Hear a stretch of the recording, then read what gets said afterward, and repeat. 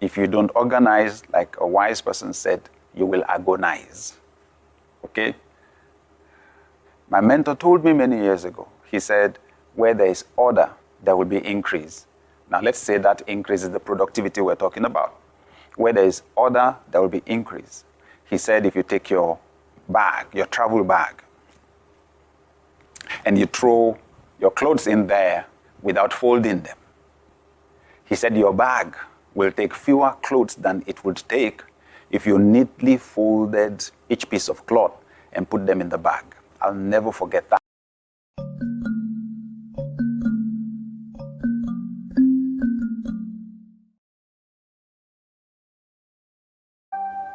When I think about my being productive, what makes me productive are the people that work with me. When I get an idea, the next thing I'm thinking about is who's going to help me to do it. I shoot an email, a whole project is executed. Okay? So, leadership is a big deal. And it's amazing that sometimes we don't trace our lack of productivity to that. There was a manager who was not achieving his targets. And he was very unhappy. He got his team together, and was trying to use an illustration from sports. I said, look, you guys, you better do whatever it is you have to do so that this team is winning again. If you don't, you'll be fired one by one. Okay? If a team is not performing, you have to fire someone. Who is it? And all the players chorused, the coach. Okay? It's amazing how, we don't want to accept responsibility for what's going on. But if you are a leader, if you're a supervisor, if you're a manager, the point is your leadership skills will determine how productive your team is. You have to empower the team to be productive. You've got to give them the tools that will make it possible. You've got to help them to reduce the amount of time that they spend. You've got to invest in their ability to cultivate skills, better skills, to get their job done. Okay? That's what leadership is. You've got to set targets for them. You've got to challenge them to achieve the targets. Okay? So, leadership skills. Now let's take this at a national level. What makes the difference between the productivity level of one country and the other? It's the productivity of the citizens. And it's the responsibility of leadership to help people be productive. I'll tell you one thing is important. The level of skills. People cannot create when they've not learned how to create. The educational system is critical. Healthcare is critical because people that don't have good health cannot be productive in their work. The basic infrastructure need to be there. The roads need to be there. Power supply needs to be there. Okay? The hospitals need to be there to take care of their health. Then citizens can be productive. Gratefully, God has given everybody time in equal measure. Everybody is rich, time rich, to the same level. Okay?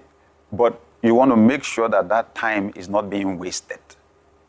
Not being wasted to illness, not being wasted to time spent in traffic unnecessarily. Okay? Not being wasted to time, the time it will take maybe to secure funding or to secure some document or approval that is required for them to achieve their goals. That is leadership. Now, talking about us as leaders, I want to say that as a leader, if you want to be more productive, you've got to be incredibly organized. You've got to establish order around your life. Where there is clutter, okay? Where there is clutter, where you don't know where what is, it's going to be a big time waster. If you don't organize, like a wise person said, you will agonize, okay? My mentor told me many years ago, he said, where there is order, there will be increase. Now let's say that increase is the productivity we're talking about. Where there is order, there will be increase. He said if you take your bag, your travel bag, and you throw your clothes in there without folding them, he said your bag will take fewer clothes than it would take if you neatly folded each piece of cloth and put them in the bag. I'll never forget that, because he was actually telling me about the report, the half-year report for the whole of their organization. It's a huge organization. And he was telling me, look, this is July, I have the January to June report for the whole system on my desk right now. That's how we do it. Everything is structured, everything is organized. We know what is where, we know what we achieved, we know what is left. Then he gave me that illustration. Order makes for increase. Where there is order, there will be increase. I thought, wow. I mean, these are principles that are not far-fetched. Again, just look at different organizations and look at different nations. The nations where there is no order, the nations where people don't obey traffic laws, the nations where people don't stay on a queue, the nations where you have disorder, they are some of the poorest in our world right now. It's just the way it works. Okay? So you can start at an individual level. Make sure you are organized. Keep your table organized. Keep your office organized. Keep your documents organized. Organize, organize, organize. Okay? And at a leadership level, then you want to be sure that your team is properly organized, that people know who is doing what at what time. Okay? They know where to do it. They know the tools that have been provided to do it. That requires a lot of documenting to be productive, the use of time. Okay? Sometimes you just need to turn off this TV. Okay? Just turn it off. It's amazing that sometimes I scroll through the channels and I don't find anything that is interesting for me to watch. Then turn it off. Okay? And invest the time in something else that is more productive. I should say this candidly, especially when you are an employee, what you do outside of your work hours will probably impact more on your progress than what you do during work hours. And this is what I mean. During work hours, much of what you do is routine. It's the routine job. Outside of work hours, that's when you have the time to read a book. That's when you have the time to listen to a podcast. That's when you have the time to watch a video. Now, those things that you are reading, that are taking you outside of the scope of what you know now, those are the things creating progress for you. Okay? Your routine job will keep you where you are and make sure you don't lose your job, maybe. But extra knowledge, extra skill that you add outside of the work hours, those are the things that make you special on the job. Those are the things that help you to achieve unusual results. I remember, many years ago, when I cultivated this habit of reading, I had my first opportunity, to address a group. Everybody was shocked. Why? Because I had just read a book, from a very successful person.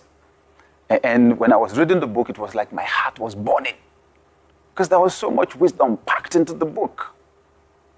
Oh, books can be so powerful. Information is transformation. I'm telling you, information is the baseline for transformation. I was literally changing. My heart was expanding. So when I had the opportunity to speak, then I was saying things at that level that I got from this highly successful person. And people were shocked. It was like, wow. And sincerely speaking, my promotion, my rise was very fast in that organization. I was reading at CEO level.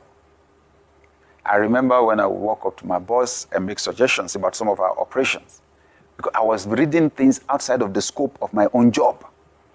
I practically just wanted to help the CEO of the organization to do his job, period. So I was reading things that would be useful for him at his level.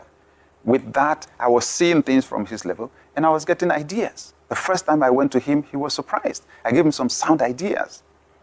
He said, don't worry, we're going to tweak things sometime later. Not long from then, I went back again, gave him some more ideas.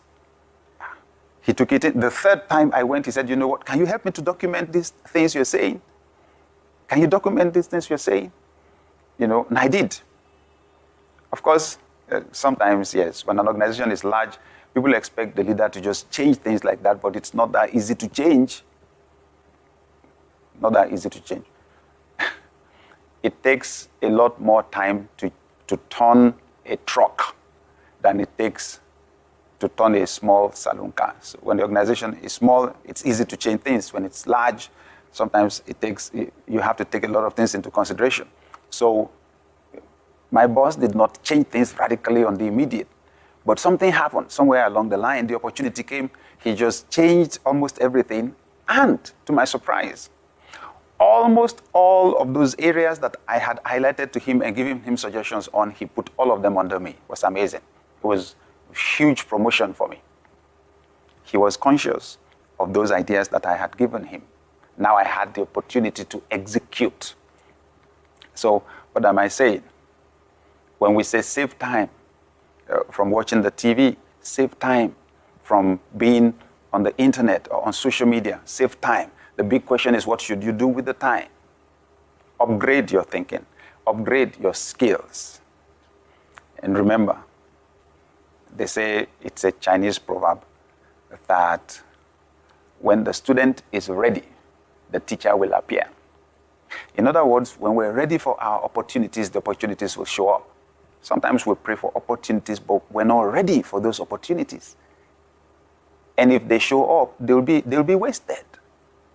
What we should rather do is to invest our time preparing for those opportunities. And that's why I'll say this. There is no limit to which you should develop your skills, your competencies, and your capacity. No limit. There is no degree to which you will do excellence that you will not find someone willing to pay you for it. Yeah, you will find someone that has the capacity to pay for it.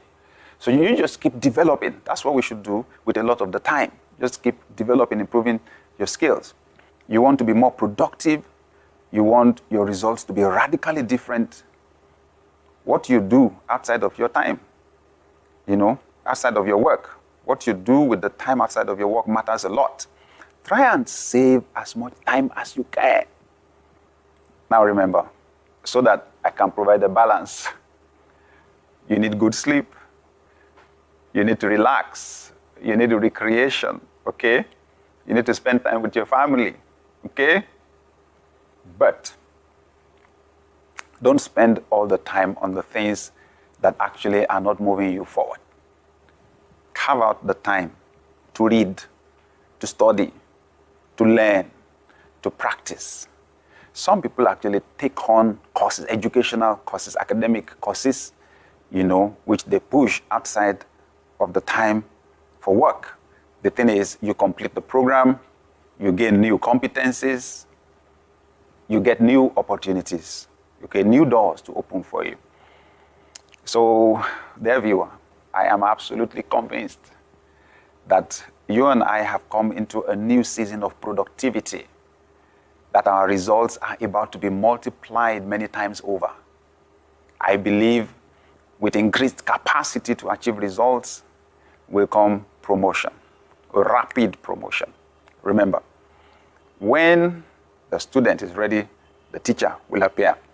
New opportunities are showing up for you now like you've never had before.